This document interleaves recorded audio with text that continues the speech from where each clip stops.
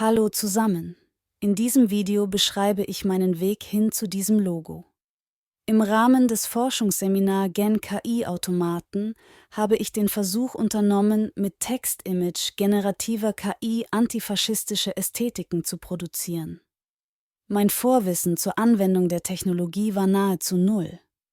Mit Hilfe der Lehrenden und dem technischen UDK-Setup war ich relativ schnell in der Lage, einfach mal loszulegen. Die erste Idee bestand darin, ein Bild zu generieren mit dem Bundeskanzler und einer antifaschistischen Flagge in der Hand, der diesen bei einer antifaschistischen Aktion zeigt und was die KI mit diesem Befehl anfangen kann. Ohne eine gute Voreinstellung kommt dabei relativer Quatsch heraus.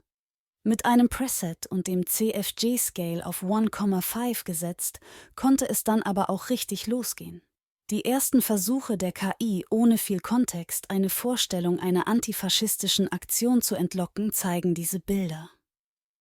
Ich musste erst lernen, wie ich der Maschine Befehle so gebe, dass sie das macht, was ich möchte, was mir vorschwebt.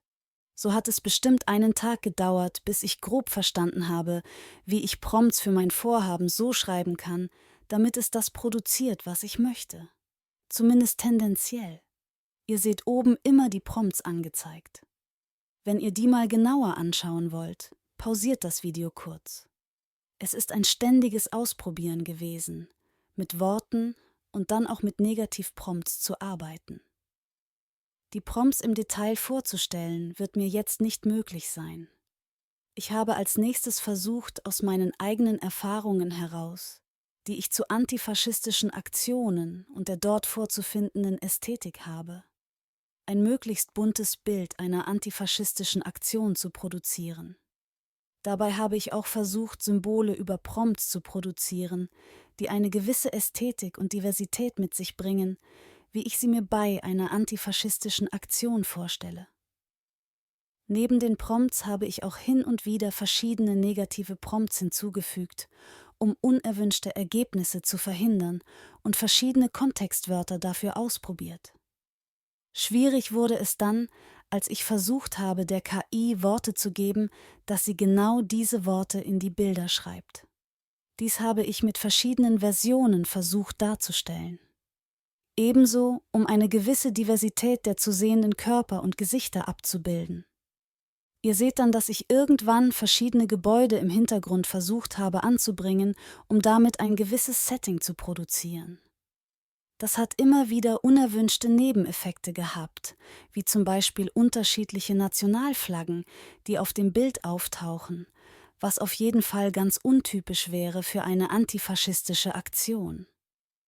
Daraufhin habe ich versucht, die Prompts weiterzuentwickeln, und ihr seht hier die verschiedenen Versionen, die dadurch entstanden sind. Ich habe dann irgendwann überlegt, okay, das klassische antifaschistische Logo hat eine Geschichte. Das hat jemand designt. Kann KI das verstehen? Hat die KI diesen Kontext parat?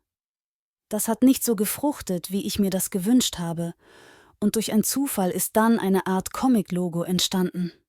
Darüber habe ich mit Leuten dann gesprochen, und die meinten, ja, probier doch mal auf diese Weise weiter. Und ja, so sind dann diese nächsten Bilder entstanden. Ich habe dann überlegt, okay, wie bekomme ich ein Flugzeug mit einem Banner in den Hintergrund, wo Zukunft draufsteht? Kann ich sowas produzieren? Und dann bin ich wieder zur Überlegung, gut, jetzt probieren wir das mal ganz einfach als Logo zu produzieren. Dazu habe ich dann auch KI gefragt, also ein LLM, wie ich das mit dieser runden Form hinbekomme, weil das nicht geklappt hat, wie ich es anfangs gepromptet habe. Das ging dann recht fix, daraus ein entsprechendes Prompt-Design zu bauen und auch hier wieder mit verschiedenen Kontextwörtern zu arbeiten, was das für Auswirkungen hat. Damit war ich dann auch bald relativ zufrieden, das sieht doch schon ganz schön und bunt aus. Und die Flaggen und die Poster, dass ich zumindest mal die Worte Action und Antifa relativ zuverlässig drauf bekomme, auch wenn immer mal wieder ein bisschen Murks rauskam. Zum Ende hin habe ich dann nochmal einen anderen Weg probiert, und zwar, was herauskommt, wenn ich mich selbst oder andere Menschen ins Bild setzen möchte, mit einem Init-Image.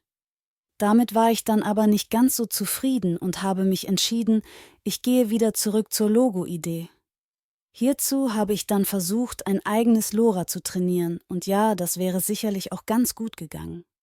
Am Ende war die Zeit ein bisschen knapp. Und dann war die Überlegung, okay, ich mache einfach ein Logo ohne die Schrift drumherum und setze das in den Antifa-Logo-Generator, den es schon gibt, und mache noch dieses Video. Und ja, ich hoffe, ihr konntet ein bisschen was lernen und hattet Spaß, diese Bilder anzuschauen. Alerta, Alerta, Antifaschista.